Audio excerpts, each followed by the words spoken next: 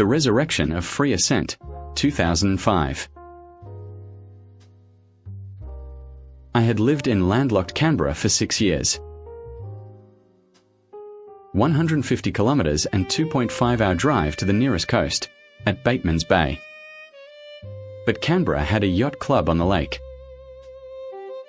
It had a fleet of Flying 15s racing, so I bought an old one and joined in. And sometimes played with it on the dam at home in winter.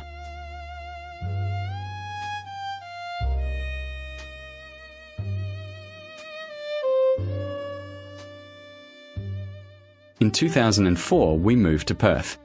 I drove across the Nullarbor with the last of the household items, moving close to Hillary's Yacht Club and Marina. So the attraction of ocean-going yachts was nearby. In June 2005, I noticed a steel 10.5-metre yacht for sale. It hadn't been to sea for several years. The price was attractive. What sealed the attraction was a 3-cylinder Yanmar 3 GM diesel motor. Coupled to a Yanmar SD 20-sail drive, no propeller shaft sealing problems. On inspection, the owner couldn't start the engine. After he left me alone to ponder, I did a few adjustments. I had the engine running very smoothly. A significantly reduced offer was accepted. The interior was functional but poorly designed. Not good for any long-term living aboard. The bathroom was in a small space and blocked access to one side of the engine. It had little headroom. The previous owner had lifted the floor level by 5 centimeters to increase the floor space. But it was still limited at the rear of the cabin. And I am 180 centimeters tall, so I had lost full headroom.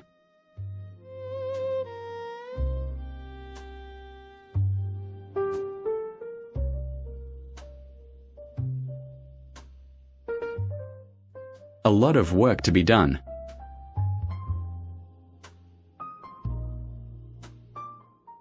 The first job was to attend to the growth on the bottom. The owner would only come down to the boat to have beers with friends.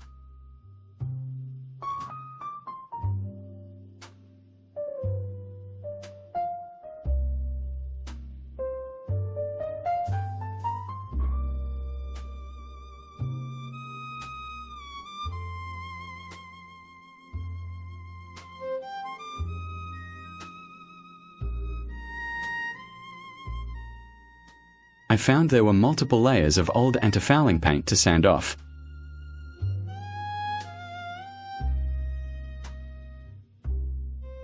While up in the yard, a decision was made. Remodel the interior to suit a cruising life. That means for living on board for more than just a weekend.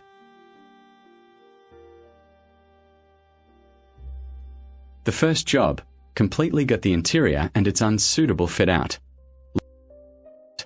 leaving the original steel hull and the excellent motor.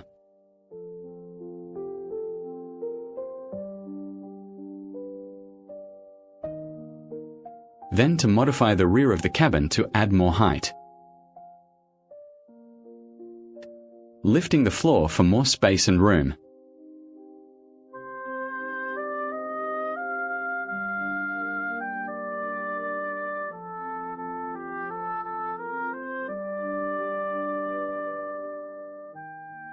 I welded in all the framing for the new cabin layout.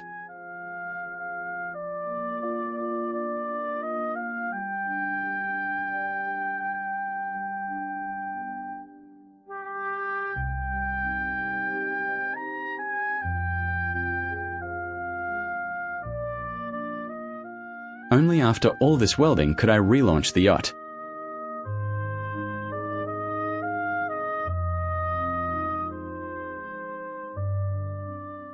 Then finish all the interior woodwork.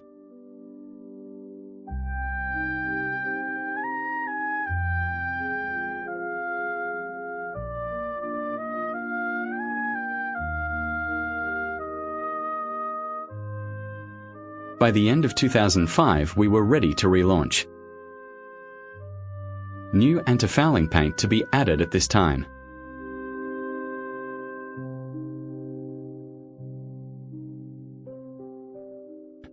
Windows were added later.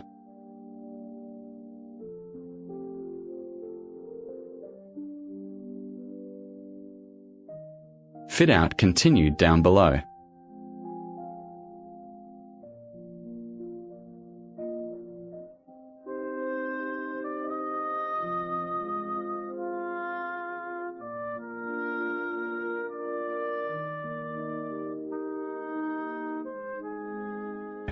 Foot pump for salt water to sink for rinsing, etc. Fresh water delivered by a pressure system.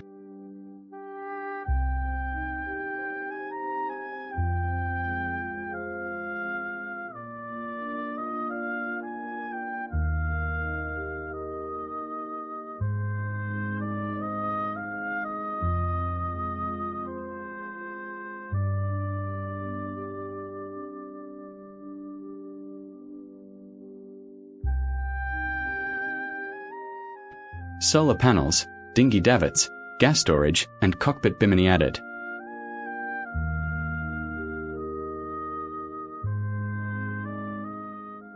At first, the boat sometimes had heavy weather helm, so I added a bowsprit to balance the sail plan a bit better.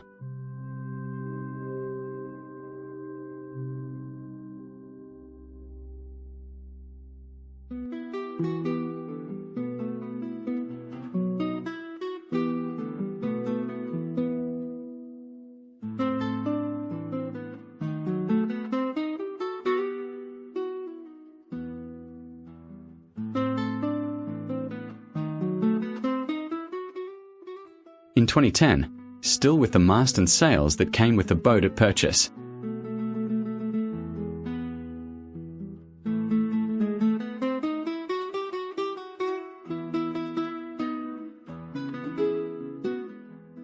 We spent years sailing the coastal waters of Perth, and many weekends and holidays at Rottnest Island.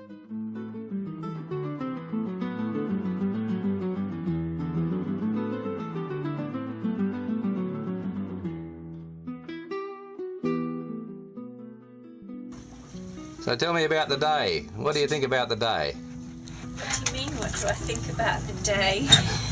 It's a beautiful day.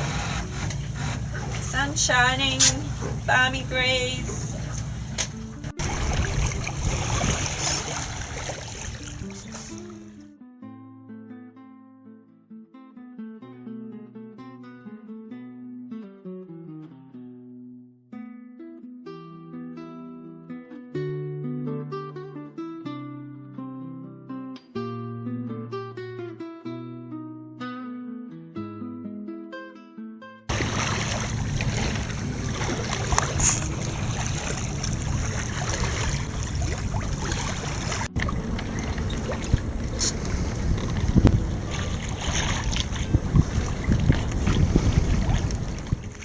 Then in April 2011, a minor disaster. The yard workers were lifting out the mast for me to refurbish it. The manager intervened and his changes removed the mast support. The mast fell backward onto the solar panel support.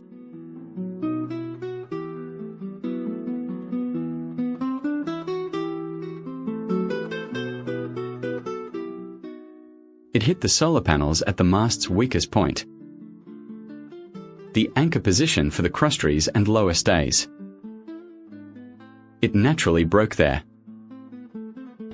The insurance company couldn't get a new timber mast built under $16,000. They offered a cash settlement of $12,000 and I accepted that. I had been thinking about the wishbone ketch rig since 1974 when I met Bill Golder on Warneta in Melbourne. An early rough sketch from previous years. So now a chance to give it a go.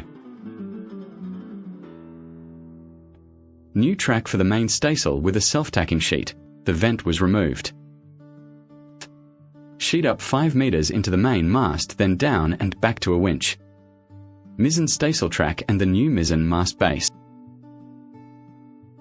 My new cabin design had support for a future mizzen mast built in.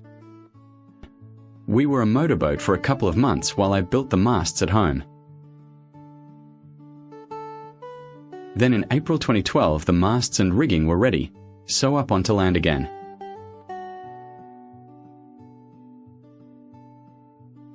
The new main mast fitted into its tabernacle.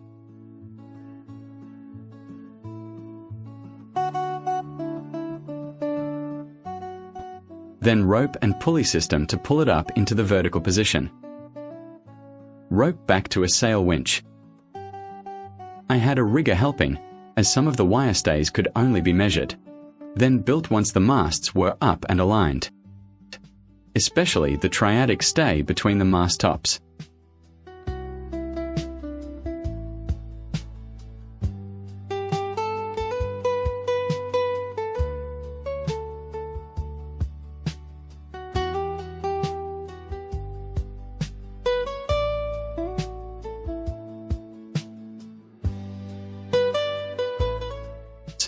Then this stage was done, so back into the water.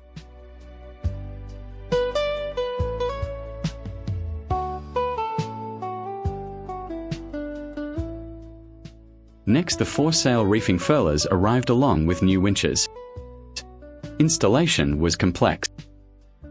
Jib and main staysail furlers. Main masthead with jib, staysail, and fisherman main furlers visible and VHF radio aerial on the top. Fisherman mainsail and mizzen staysail furlers. Mizzen masthead showing staysail furler, AIS radio aerial, TV aerial, wind display sender and triadic stay up to the mainmast. The action center. Winches for 2 staysails, fisherman main and mizzen halyard, on mast. Aerial cables out through black tubing. Mizzen sail controls on the boom. Furling lines installed later here on the deck. Initial mizzen sheeting, changed later in Coffin Bay. And finally, the sails arrived and all fitted as planned. Time to go sailing again.